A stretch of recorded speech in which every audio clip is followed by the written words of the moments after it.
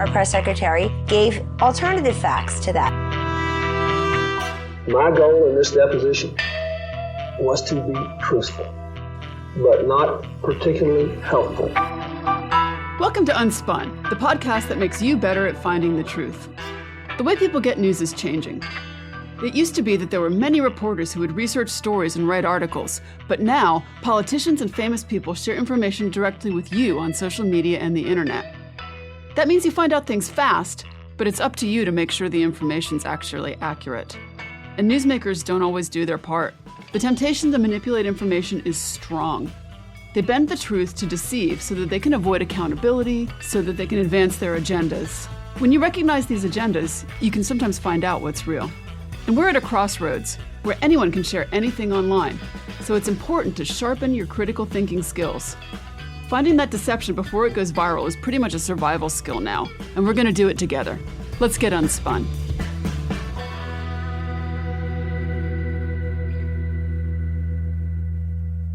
Hi everyone, and welcome to this week's Unspun. In this episode, I'm going to tell you what it means when a journalist goes off the record. Then, are courts the best arbiters for when we're dead or alive?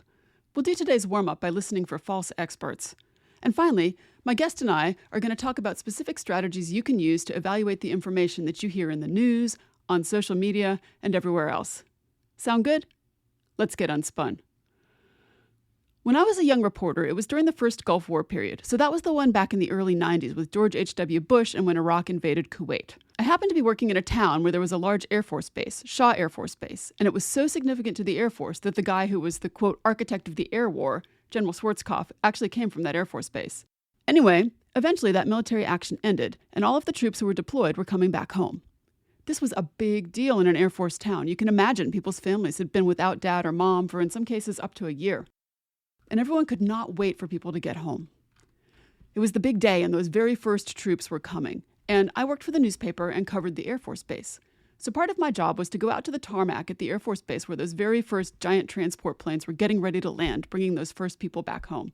It was a very festive occasion. There was a band playing, there was a crowd of cheering people, families of the soldiers who were in the very first group to come back, and there was a whole lot of pomp for the circumstances. Well, because I was with the press, they let me go out to the plane and be there when the highest-ranking person coming back got off the plane. Now keep in mind, this poor guy had been on quite a long journey coming back from where they were stationed in Saudi Arabia. And he got off, walked down the stairs, walked over to the commanding officer who was left at the base, took a look at the crowd and the band and the flashing flashbulbs of the reporters and the kids jumping up and down, and the first words out of his mouth were, quote, "Well, this is kind of embarrassing." That's a good quote, but should I run it?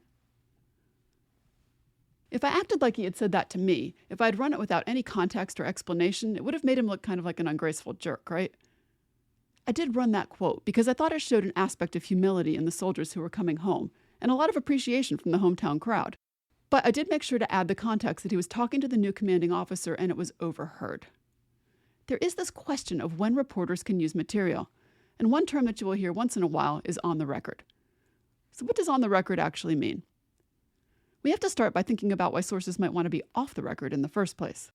In some cases, having their name associated with information that they provide could actually be dangerous to them. It could be job-losing kind of dangerous. In some cases, it could be polonium D kind of dangerous, right? If you make the wrong people angry, they could physically harm you. And in today's era of intimidation by protesting on people's front lawns or by swatting them, sometimes sources just can't deal with that aggravation.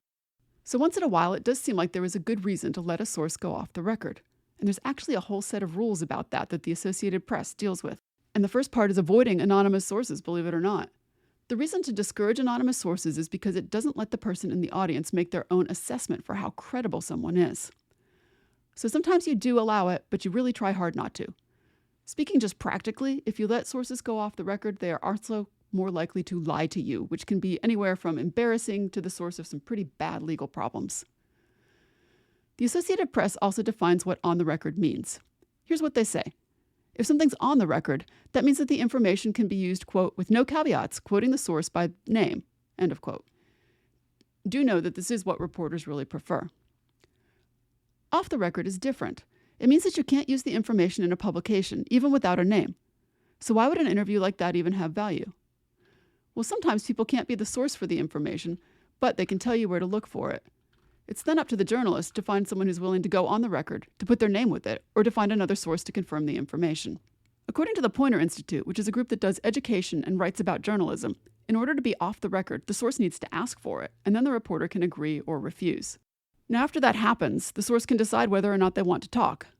But there's some common misconceptions. The biggest one is that just a source saying something is off the record makes it off the record and not able to be shared. And in fact, sometimes you will interview people who will decide after they've talked to you for quite a long time that they don't want the things they just said to you to be off the record. For sources who should know their way around an interview, public officials, for example, business executives, for another example, they really should know better. I will say that in practice, sometimes reporters will listen to these kinds of concerns after the fact if the person that they're talking to is not someone who should have had access to some kind of media training. They might be an employee whistleblower at a company, for example, or maybe a low-level person who works in government, those kind of things. It's pretty rare, though, and honestly, the way that I would approach that is I would say I'm working for the media here and I'm listening to you and I might put the things that you say into a publication. Here's an interesting case of this. This audio is from a Washington Post interview with someone who worked for Project Veritas. And I'll put a link to the whole video in the show notes. So I just wanted to ask you if you could explain this, and I also wanted to let you know, Jamie, that this is being recorded and video recorded. Okay. Things start getting really tricky when you start talking about information on background. When you have information that's on background, you negotiate with the source, but often you can't publish that information. What will usually happen is that the source doesn't really want you to publish their name along with the information. So sometimes you can publish the information, but not the attribution. And this is where you get that information that says it comes from unnamed sources. And, honestly, that's a whole big kettle of worms on its own. Sometimes reporters use deep background to describe information that is published, but with no attribution, like not even a State Department official with knowledge. Generally speaking, ethically, the most important thing is to make sure that the source you're talking with, the person you're dealing with, knows exactly what's going on. They're talking to you as a reporter and what you're going to do with that information. Now, of course, coming up with sources means you're going to try to find people who have knowledge, right? They're experts. But what happens when someone is treated like an expert, but they're actually not? This is a problem called false authority, and it's going to be the subject of this week's warm-up. I'm generally a fan of experts. One of the things about getting a lot of education is that you begin to realize how little you really know. And so I appreciate working at a university where I have access to colleagues who really, really know their stuff in areas where I just don't know as much. Or to put it another way, I do go out of my way to make it clear to people that I'm not the useful kind of doctor. Unless writing a valid survey question is going to help you with your heart attack, I'm not the one you're looking for. But imagine, if you will, that a friend tells you that they are only buying organic food from now on. They say, my favorite celebrity chef says that eating only organic food is the key to a healthy diet, so we should only buy organic produce and avoid anything that's not organic.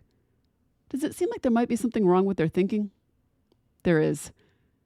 In this example, your friend is giving authority to a celebrity chef when it comes to dietary advice. But, being a chef doesn't necessarily make you an expert in nutrition or even in agriculture. There's a lot of training and education in science that's a part of understanding those kind of things. So therefore, your friend's logic isn't great. And this is due to something you can call the expert fallacy. In this, you assume that expertise in one area means that the person is an expert in another area as well. And we'll consider a few examples of this fallacy for this week's warm-up. Pretending to be medically qualified is a pretty common example of using false authority.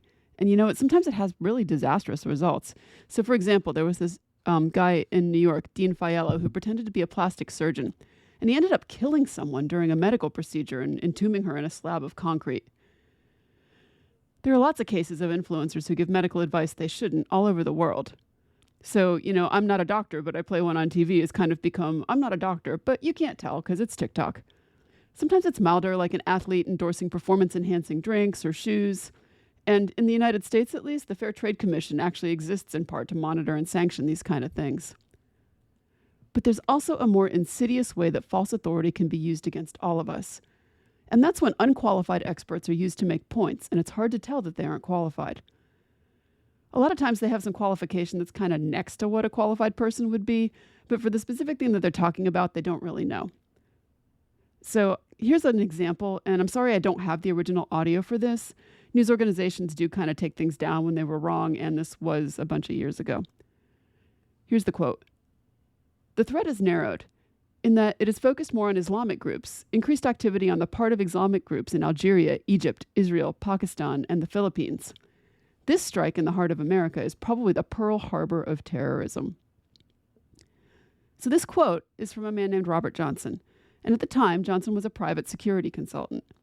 He had been the State Department's deputy director for counterterrorism in the first Bush administration, as well as a counterterrorism official at the CIA. So you'd think he'd be pretty qualified to talk about the origins of a terrorist attack. But this interview happened really close after the incident, which in this case was the Oklahoma City bombing, which you may remember was actually committed by an American, Timothy McVeigh. Johnson had knowledge, but it wasn't current. But news organizations sought him out because they were trying to fill airtime and to help their audiences make sense of the story.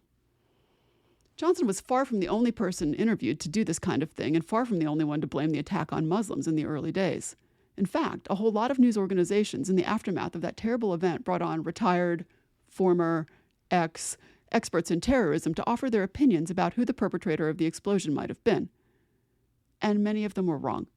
And there's consequences.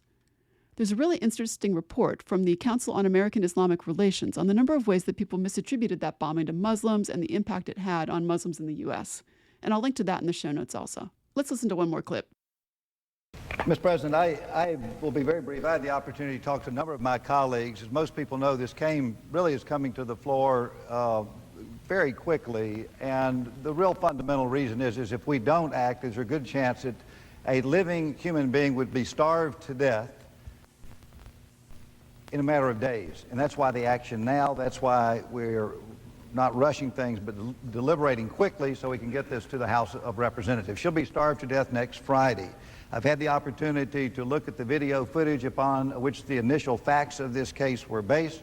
And to my standpoint as a physician, and I would be very careful before I would come to the floor and say this, that the facts upon which this case were based are inadequate. To be able to make a diagnosis of persistent vegetative state, which is not brain death, it's not coma, it's a specific diagnosis, typically takes multiple examinations over a period of time because you're looking for responsiveness. I've looked at the video footage. Based on the footage provided me, which were part of the facts of the case, she does respond. That being the case, and also recognizing she's not had a complete neurological exam by today's standards, allegedly she's not had a PET scan or an MRI scan. Not that those are definitive, but before you're going to have somebody die and starve them, you want a complete exam and a good set of facts for the case upon which you make that decision. All we're doing today is saying don't starve her to death now, forever, I would argue, but establish facts based on medical science today and then make a determination in the future. And that's what we'll accomplish upon passage of this bill. That was Senator Bill Frist, who was commenting on a really tragic case in American healthcare that ended up in front of the whole Congress. Terry Schiavo was a young Florida mom who suffered a heart attack that starved her brain of oxygen and left her unable to feed herself. Eventually, a battle developed between her husband, who believed she did not want her life extended artificially, and her parents, who wanted to keep feeding her by tube in order to hope for a treatment that might bring their daughter back. The issue was whether she was in what doctors call a persistent vegetative state, which is what Frist is commenting on here, as the U.S. Congress was debating passing a bill to transfer her case from Florida to federal court. As you heard Frist say in the clip, he is a physician. But he isn't the kind of physician who would diagnose vegetative state. That would be a neurologist, and Frist is a transplant surgeon. Also, he says himself on the Senate floor that there would be a process of exams to determine someone's condition. But he also disregards the conclusions of physicians who did those exams and bases his opinion on viewing some videos that he says were provided to him. Frist is an authority on some kinds of medicine, but he just doesn't seem to have had the experience to make judgments in this case. When you see someone presented as an authority, it's helpful to ask yourself if they have expertise in this particular area and if their knowledge is current. I need to take a quick break, and when I come back, in my uninterrupted interview with author Mike Caulfield, we will talk about practical steps you can take to be more resistant to misinformation. Be right back. Welcome back. My guest today is Mike Caulfield. Mike is a research scientist at the University of Washington Center for an Informed Public, where he studies the spread of online rumors and misinformation. He created the SIFT methodology and has taught thousands of teachers and students how to verify claims and sources, and recently published the book Verified, where he teaches you how to do the same. All right. Well, it's such a pleasure to get a chance to talk to you today, Mike. The thing I liked about the book was the way that it kind of took you sort of step by step through a whole process and a whole different way of thinking about information and what is good quality information. And pretty early on, you start talking about the idea of context, right? And in particular, introduce the idea of like the context of you. And I'm wondering if you could maybe give a couple of examples of how your own expertise and your own background might affect the way that you evaluate online content. Yeah, it's your own background, it's your own needs, it's everything, everything there. One of the things that we try to point out in the book is this idea of, is something true or false? Is kind of it's a vast oversimplification of how people approach information. Really, what people are trying to do in most cases is figure out if, as we say in the book, if something is what they think it is, and usually what that means is whether the importance that they've given something that they've seen, a piece of information, a video, something like that, whether the importance they've ascribed to it um, is justified given the broader context of the thing once known, right? And so the context of you is about what you thought the thing was, right? That's part of the context of you. Like what are you reacting to? You see a video that's I don't know, it shows declining birth rates in the US, right? Well, okay, birth rates are declining in the US. What is the importance that you've ascribed to that? If you have anxiety about that, what is your anxiety about that? What do you think that portends? So that's one thing. And then another piece of that would be, what do you know about birth rates? What do you know historically in this area? Is this an area where you bring some expertise to the table, or is this an area where you're a novice? And so these two things together, the personal nature of your information need and the unique nature of your expertise, come together to provide a context of you. And we can look at that at any given thing. Again, you see a photograph that shows a woman maybe from the 1940s as a sign. This is for children for sale. You're shocked by this. Well, why are you shocked? Is it your belief that this didn't happen in the U.S. After like the 1800s or something like that? Is it something else about it? And then what do you know, right? What do you know about that particular era? Would give you some insight. And if you don't, like, who would you go to for information? And so, one of the things that what you know already is going to affect is sort of how you search for and look for new information. And one of the things that you point out is how just making small changes in the types of phrases maybe that you enter into a search engine like a Google or a Bing can just yield very, very different results. Do you have any advice for how you can go about kind of constructing the best searches? Yeah, I mean, two bits of advice, but I think the second bit is probably more important than the first bit. So let me get to that first. The second bit is once you plug in the search, look at your search results and ask yourself, what did Google think I asked? And this is where people go wrong. I often do a search where the first search is not a particular good search, where I've made some assumptions. What saves me is when I'm scanning that result, I'm not only looking for something to click on, I'm also scanning that result the same way when someone answers a question of yours, you're thinking, do they understand what I said? You're looking at Google and you're trying to figure out, did Google understand what I'm actually looking for here or not? And then reformulate. And so really the biggest thing is once you do that, look at the results. If the results seem to be indicating Google is not understanding what you need, reformulate it. That's where most people go wrong. Now, as far as your initial query and as far as that reformulation, think about what Google is likely to give you back and be explicit. One of the things that can vastly improve people's searches is if, for example, if you're looking for a fact check on an issue, just put the term fact check in the Google search, right? And that will float fact checks up to the top. If you're looking for a Wikipedia page on the issue, just put Wikipedia in there. Be very explicit about the sort of thing that you want. We used to have teach these relatively complex ways to do Google searches, but we found actually this approach, which we call the bare keyword approach, of just throwing in a keyword, fact check, Wikipedia, funding, if you're looking for who funds something, actually tends to work as well as anything else and is easier to remember. Yeah, so it's interesting that you brought up Wikipedia. I know that there's a quite substantial part in the book that talks about Wikipedia and about how the sort of middle school advice you might have gotten that Wikipedia is terrible and should never be used isn't really all that helpful, right? And that it's a good way to direct you at least to the sources that are used for the Wikipedia articles. One of the other things that you noted was that, a lot of communication and information services, and this is from content providers, it's from platforms that contain the content, those kind of things, they're for-profit businesses, Yeah. right? How does that for-profit motive sort of impact the kinds of information that you're getting? Yeah. So, I mean, there's a couple different issues to that. I mean, so let's separate out a couple things.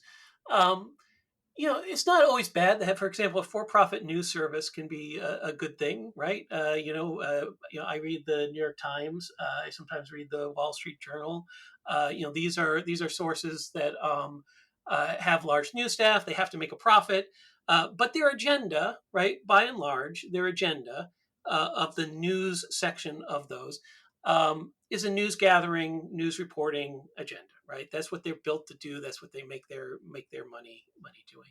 But there's a second piece that we talk about in the book, which is this issue of sponsored content and things like AstroTurf, AcaTurf, these sorts of things. And this is a case where a result that you're looking at on a Twitter/X feed or an Instagram post or a search result is actually paid for by somebody. Somebody's actually funding the thing to promote a service or to promote a specific agenda. And realizing that makes a difference. And again, it all comes back to what do you think the thing is? If you realize that this is an advertisement, maybe it's a good advertisement for you. Maybe you want to go and look at that product. But very often, what Sam's work, my co-author, has found is that students don't recognize this. Students actually see content that is paid, which has a sponsored content somewhere or paid for by whatever or in partnership with X. But the students, and I think more broadly, other people doing it don't notice that. And so they're interpreting that as something that's come to them organically when it's really bought and paid for. Sponsored content, I think, when we talk about, is not misinformation, but I don't really think our book is about misinformation as much as it is about the pollution of the information environment. And it's one way in which that information environment becomes more difficult to navigate because this stuff is not clearly labeled. And so we do have some tips about the sorts of ways that it's labeled and what you need to look for. So you used a term a couple minutes ago that I'd just like to ask you to define, which was AstroTurf. Yeah, sure. AstroTurf is a term. Well, well, let's back up. People tend to accord more validity to things that emerge organically from a broad group of people, right? So if you think about a movement to, for example, say raise the minimum wage, right? And you look in across the country, many people are supporting this movement, and they bond together and they form organizations to kind of try to raise the minimum wage. When you look at that, you accord it some sort of seriousness. There's lots of people out there that think this thing should be true, right? And they think it should be true so much they're dedicating their time and their energy to it. And so there's a way that you interpret that. What AstroTurf is, and there's a corresponding term, AcaTurf, which I'll talk about in a minute, making it appear like there's a groundswell of public support, when really it's a couple large players behind the scenes doing it. And the joke is it's the difference between grassroots activism and AstroTurf, which is fake grass, used in like the Astrodome and so forth. There's an example in the book where there's a minimumwage.com site that's arguing that upping the minimum wage is going to hurt workers. If you trace that through its Wikipedia pages to the source, you'll find that it is a page that has been set up by a group that is associated with lobbying for the restaurant and meat industry. Again, that's not saying that this person has no right to speak. That's not saying that what they say is not on the page is not true. It's simply saying that once you know that people associated with that site are lobbying for the meat industry or the restaurant industry, it changes how you interpret it. And most people would say, well, look, I might come back here to see what the industry has to say, but I'll probably go somewhere else as my first stop. And ACOTURF is a related term. So again, people tend to accord a special significance to things which are academic study. This has eroded a little bit, but if you think about trying to get a bunch of academics to agree on something, it's a little difficult. When academics come together, in a group and have some research findings, that seems important. And so one of the other things that people often do is they'll present an industry-funded group very often as a academic group. We have an example of that in the book, I believe, around the sugar industry and some of the studies that were released. Not again through individual researchers, but these sort of low quality press release sorts of things that aren't really from a research group. They're just someone putting together something that's essentially a press release disguised as research. That idea that we give more sort of credence to ideas that seem like they come up grassroots, I think is really interesting, especially when you talked, in the book about Wikipedia, and you talked about how it kind of reflects the biases of the contributors, Mhm. right? And I guess the hope is that there's enough people contributing with enough different points of view that somehow truth comes out of the middle of that. But what I'm wondering is, do you think that that sort of bias is gonna be inevitable for, like, any kind of reference you use where they're relying on volunteers? So it could be, like your volunteer fact checkers on something like X, or your people who are upping and downing on Reddit, or, those kind of things. Yeah, I mean, well, I'd say that there'll be a bias even in sort of non-volunteer stuff. There is a different sort of bias, right? The bias in Wikipedia comes about in a number of ways. One of the ways is just that you have to, the people that are on Wikipedia are doing it for free, so they have to have the time to do that, right? You're not going to find a bunch of economically strapped people working three jobs to make ends meet, on Wikipedia in general, right? You're going to find people that have a little more of uh, um, a flexible schedule. You're going to find some people that have the entry point into Wikipedia. They've done a lot of work on this. It's gotten much better over time, but initially the technical barriers to writing on Wikipedia weren't insignificant for the average person. They had to learn this specific syntax. So you got a lot of people that were very technical on Wikipedia. You got a lot of people, and that tended to bias it too.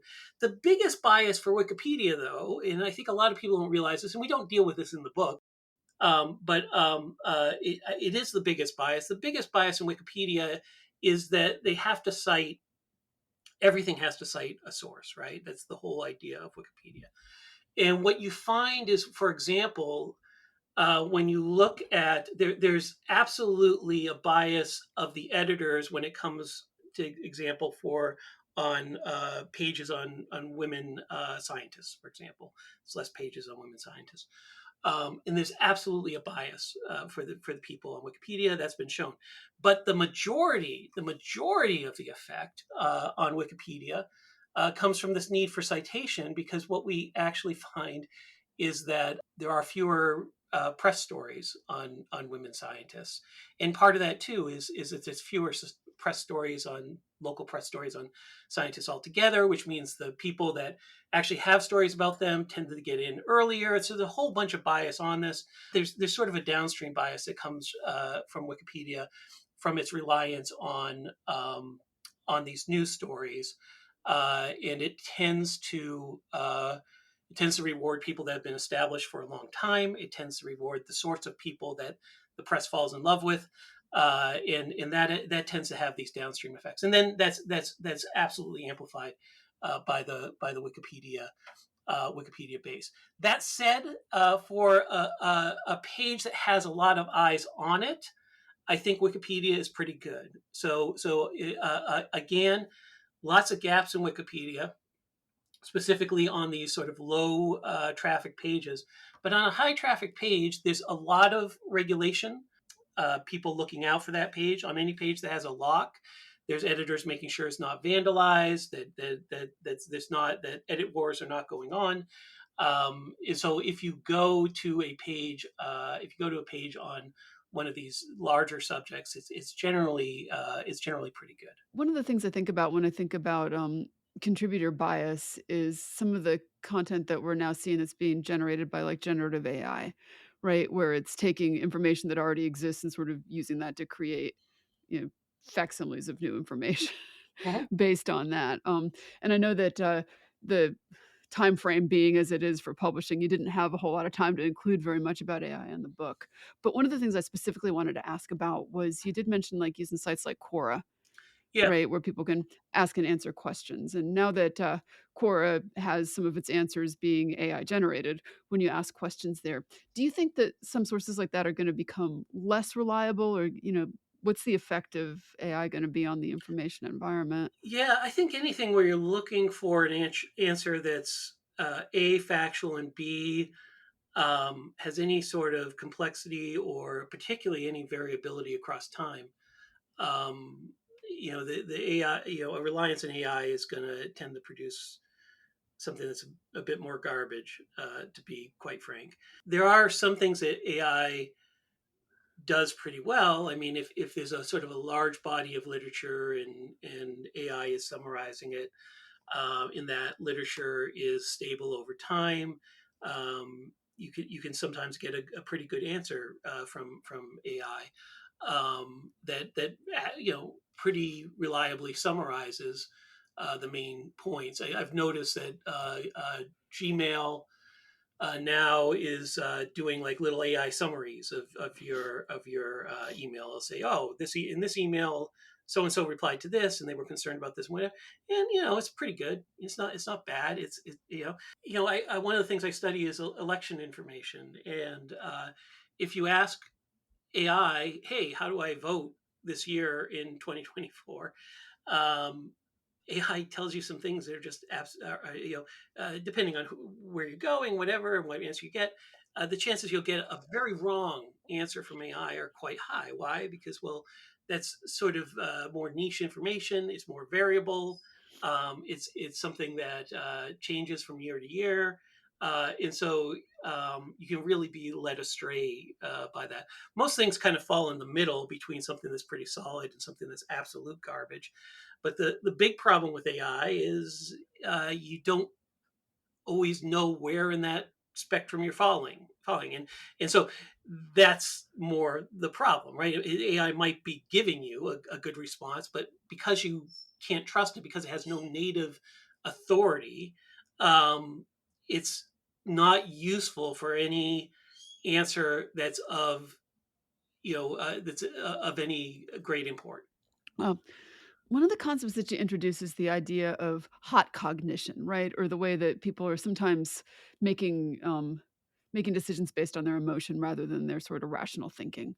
That's a whole theme of the book, I think. And if you're listening to this, you definitely should read the whole book to get that. But I'm wondering if you could offer maybe just like 2 or 3 tips for effective ways to sort of counteract your tendency for hot cognition. Yeah, I'm so glad you asked this.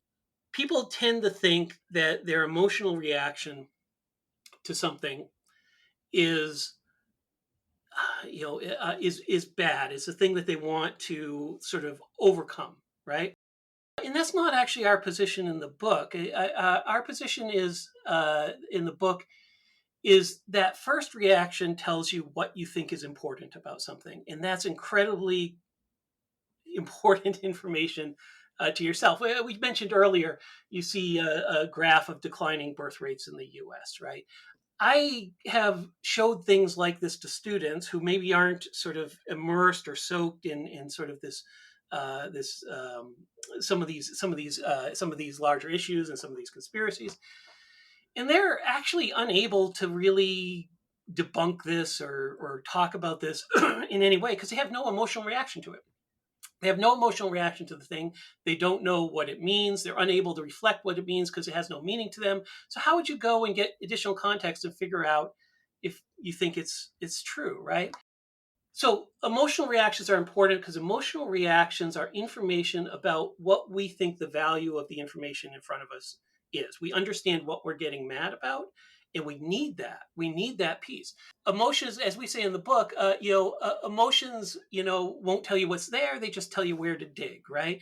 The emotion is a signal of what you care about, but it's not very good at judging the veracity or reliability of something. So you go out, you have an emotional reaction to something, you get greater context, you come back with the greater context, you look at the thing having seen it, and you ask yourself this very simple question, which is, had I known what I know now about this thing when I first saw it, would my reaction have been the same, or would it have been different? Would it have been more intense? Would it have been mediated?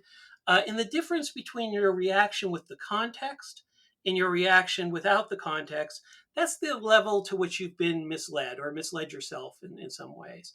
And so this brings us to this important point in the book. And at the end of the book, we sort of bring this together because it connects this idea of the context of view, and it connects this idea of emotion. The thing that's actually going on when you fact check something personally is you're not fact checking the relationship of 18 sub facts to the world. You're checking, what you're actually fact checking is your reaction to the thing you saw. What you're doing is you're going out, you're getting more context about the speaker, right? The source. You're getting more context about the claim, and then you're looking at it in what you're asking yourself is, was my initial reaction to this appropriate? Or should it be modified, or should it be more nuanced? And so that is a substantial difference in how most people think about misinformation. Most people think about misinformation, I think wrongly, as the corresponding, if you have 18 facts about the world and 9 of them aren't there, then it's half wrong, that sort of thing. And one of the things that we're trying to get people to understand is, no, that's not actually what's going on. That when we think about discourse, there's this principle in linguistics called the principle of relevance. It comes about through Grice, and it's an old principle going back to the 50s. But it's the core of our conversation. We hear something, we ask, why would this person be saying this? Why is this relevant to us? And then a lot of our interpretation is based around that. All right. Well, I super appreciate your time, and I super appreciated the book, and I'm going to put a link to the book in the show notes, and I really do appreciate you making the time to talk to me about it. Thank you so much for reaching out, and happy to have talked to you. Thanks for getting Unspun with me this week. Unspun is a production of me, Amanda Sturgill, and is a proud member of the MSW Media family of podcasts. Send me your thoughts and ideas about trickery in the news on Gmail at TheUnspunPodcast@gmail.com. I even write back.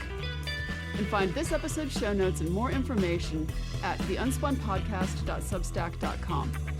Want to learn more and get smarter? Check out my book, Detecting Deception, Tools to Fight Fake News, which is available on Amazon or your favorite online bookseller. And until next time, stay sharp, everyone.